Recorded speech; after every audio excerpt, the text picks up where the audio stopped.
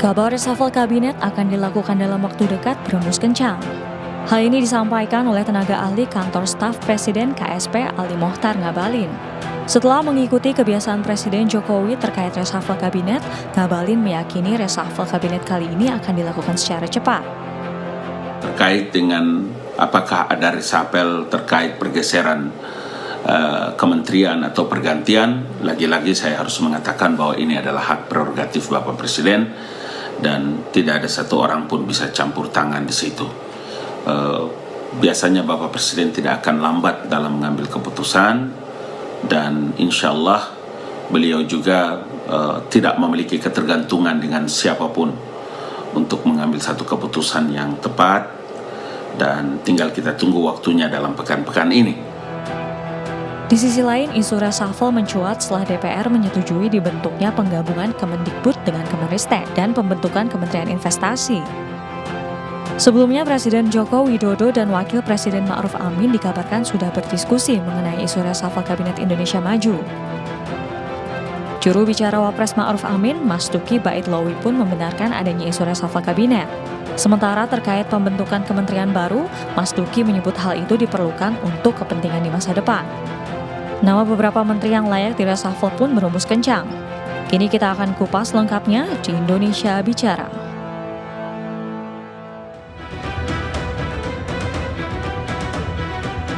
Menanti reshuffle menteri, siapa nama-nama yang akan di-reshuffle oleh Presiden Joko Widodo untuk reshuffle jilid ini? Kita akan membahasnya dengan narasumber kita. Ada Bang Andreas Hugo Pereira, Ketua DPP PDI Perjuangan. Selamat malam, Bang Andreas. Selamat malam, Mas Alvin.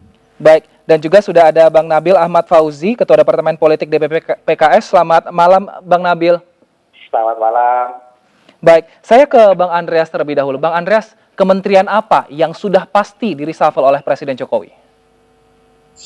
Yang pasti ya, kementerian yang pertama itu yang Kemenristek, yang selama ini Menristek itu juga sekaligus menjadi kepala BRIN.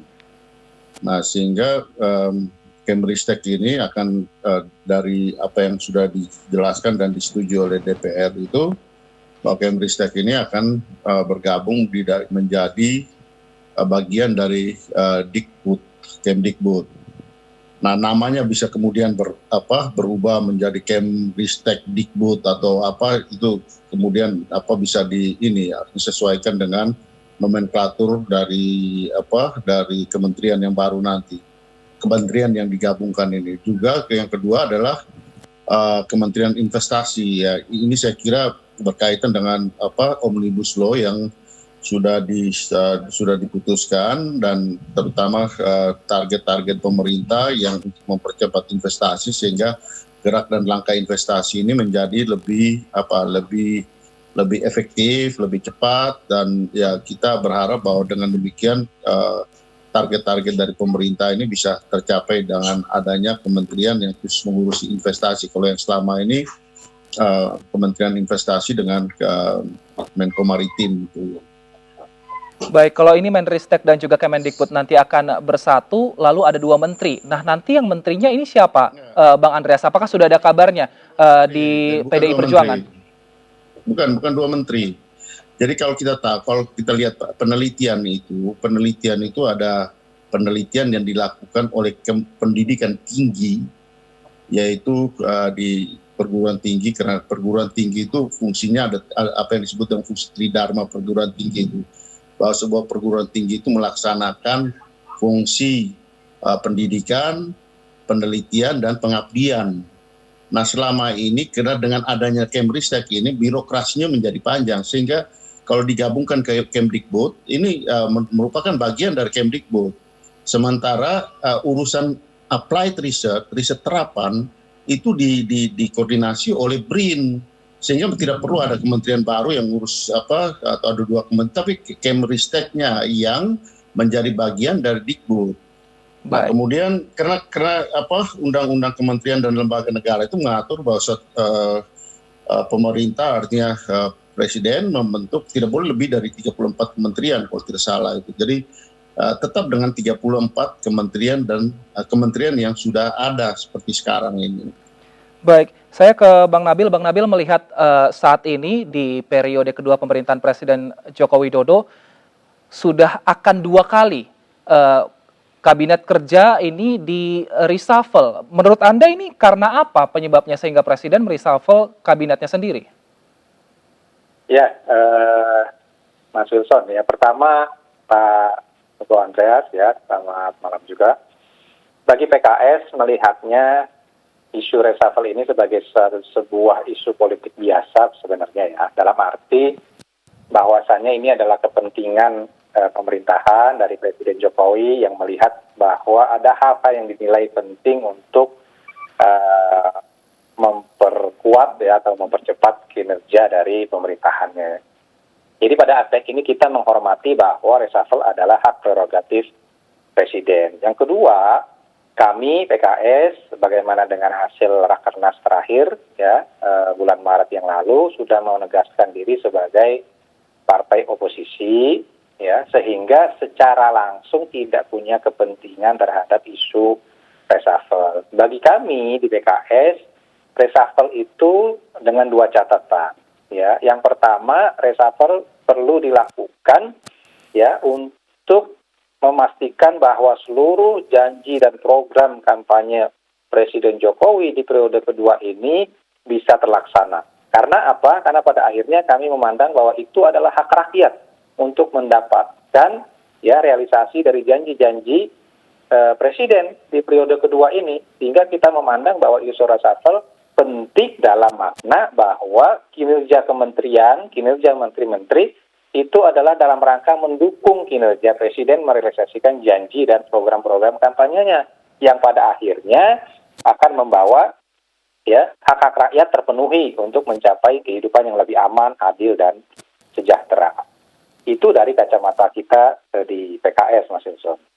Menurut Bang Nabil, kinerjanya kurang memuaskan di periode saat ini, kementerian apa, Bang Nabil? Ya tentu banyak data-data yang berdasarkan survei secara kinerja, ya, maupun kita bisa mengukur data-data statistik dari kinerjanya. Tentu yang menjadi perhatian kita adalah sektor ekonomi, ya, karena kita masih menghadapi situasi pandemi. Bagaimana kinerja ekonomi ini diperlukan diperkuat perannya, ya, bagi memastikan tercapainya program-program yang bisa memulihkan ekonomi nasional. Dan begitu juga pada kinerja bidang sosial kemasyarakatan ini juga penting mendapat perhatian karena ini bidang yang saling terkait satu dengan yang lainnya. Tapi Mas Wilson, yang ingin PKS lebih sentuh secara lebih strategis sebenarnya adalah bahwa dengan keputusan terbaru, ya, bahwasannya menggabungkan Kementerian Ristek ke dalam Kementerian Dikbud, kemudian membentuk satu kementerian baru yang disebut Kementerian Investasi, ini menjadi catatan penting bagi kami di PKS. Pertama, ini membuktikan sikap inkonsistensi pemerintahan Presiden Jokowi. Yang kedua, ini menandakan bahwa perencanaan pemerintahan Presiden Jokowi di periode kedua ini jauh dari kata siap dan matang. Kenapa? Bagaimana mungkin pembentukan kementerian ini dilaksanakan ketika periode pemerintahan berjalan? Padahal Presiden Jokowi sudah berkuasa, sudah memerintah selama 1 periode sebelumnya, tentu dia bisa mengevaluasi kebutuhan-kebutuhannya untuk periode kedua. Nah, kenapa itu tidak disertakan dalam perencanaan pemerintahannya di periode kedua yang lalu? Menjadi janji-janji kampanyenya, menjadi program kampanyenya. Baik. Kenapa justru baru saat ini dimunculkan? Padahal kita tahu penggabungan atau perombakan kementerian itu bukan sesuatu yang mudah, ya. Baik. Proses adaptasinya pun bisa sampai 2 tahun. Apakah efektif di sisa masa pemerintahan Presiden Jokowi sampai 2024 mendatang? Baik. Itu yang bagi kami menjadi catatan penting. Bang Andreas, inkonsistensi dan jauh dari siap dan juga matang. Menurut Bang Andreas, reshuffle ini apakah menunjukkan tanda-tanda seperti itu? Ini lebih kepada untuk lebih mengefektifkan kerja dari kementerian dan lembaga, khususnya tadi yang disampaikan, yang tadi saya sampaikan, yaitu Kementerian Ristek, karena riset ini seharusnya memang seperti yang di reshuffle ini, artinya riset yang dilakukan oleh lembaga pendidikan itu langsung dikoordinir oleh Kementerian Pendidikan dan Kebudayaan. Sementara applied riset dengan tujuan tertentu yang merupakan untuk aplikasi kepentingan tertentu, nah itu langsung dibawa koordinasi dengan BRIN. Dengan demikian ini akan menjadi lebih efektif untuk memproduksi, menghasilkan karya-karya riset yang mempunyai kualitas dan mempunyai untuk melayani kepentingan nasional kita gitu. Nah, sementara kalau yang di Kementerian Investasi ini berkaitan tentu untuk menyesuaikan dengan Undang-Undang Omnibus Law yang ketika Presiden membentuk kabinet itu belum ada gitu kementerian ini yang merupakan bagian dari Kementerian Maritim dan Investasi. Dengan adanya Kementerian Investasi khusus ini akan diharapkan akan lebih bisa menjalankan roda investasi, kepentingan untuk meraih investasi, mempromosikan Indonesia di dalam dunia investasi sesuai dengan Undang-Undang Omnibus Law yang sudah ditetapkan. Saya kira reshuffle ini lebih pada berkaitan dengan efektivitas, lebih mengakselerasi dunia penelitian dan kemudian dunia investasi gitu. Saya kira itu yang menjadi alasan kenapa perlu ada reshuffle ini gitu. Karena dengan lahirnya Omnibus Law ini kan memberikan ruang yang lebih leluasa kepada pemerintah untuk mengakselerasi investasi ke dalam negeri Indonesia. Saya kira itulah poin daripada reshuffle kali ini. Apakah ada keterkaitan dengan kinerja? Saya kira itu tentu hak dan wilayah Presiden untuk menilai apakah di luar itu nanti ada reshuffle juga atau tidak. Saya kira kita tunggu bagaimana perkembangan nanti. Tapi yang pasti dua kementerian yang berkaitan dengan Kemristek dan lahir ada yang dileburkan dan ada yang di-create baru gitu, dibuat baru untuk kemudian dengan tujuan mengefektifkan roda pemerintahan khususnya di dunia atau di bidang penelitian dan kemudian di bidang investasi. Saya kira poinnya tuh di situ. Baik, tapi kenapa tidak dari awal tahun 2019 ketika Presiden Jokowi terpilih dan kemudian memilih menteri-menterinya di awal sekali Jokowi langsung membentuk kementerian-kementerian yang baru sekarang akan dibentuk, Bang Andreas? Karena kan sebelumnya Jokowi sudah memerintah 5 tahun, artinya sudah punya pengalaman mengenai kinerja kementerian dan apa yang harus dikembangkan, Bang Andreas. Itu yang saya katakan tadi, bahwa Undang-Undang Omnibus Law itu kan baru disetujui dan diputuskan baru beberapa bulan yang lalu gitu. Sehingga Kementerian Investasi ini lebih pada target untuk mengakselerasi dan mengimplementasikan Undang-Undang Omnibus Law itu yang pertama. Kemudian yang berkaitan dengan Kementerian Ristek itu memang dari awal Ristek dengan BRIN, tapi memang kalau kita lihat dengan Undang-Undang Riset dan Teknologi itu lebih pas. Dunia riset itu kan ada dua jalur riset itu. Riset yang dilakukan untuk riset pendidikan dan riset applied, riset terapan, penelitian terapan. Nah, penelitian pendidikan ini harusnya lebih dikoordinasi di bawah Kementerian Pendidikan, khususnya di Dirjen Pendidikan Tinggi, sehingga dengan demikian memudahkan atau memotong birokrasi penelitian yang dilakukan oleh lembaga-lembaga pendidikan. Ini yang kita rasakan ketika misalnya terjadi COVID ini gitu, dengan kebutuhan untuk melakukan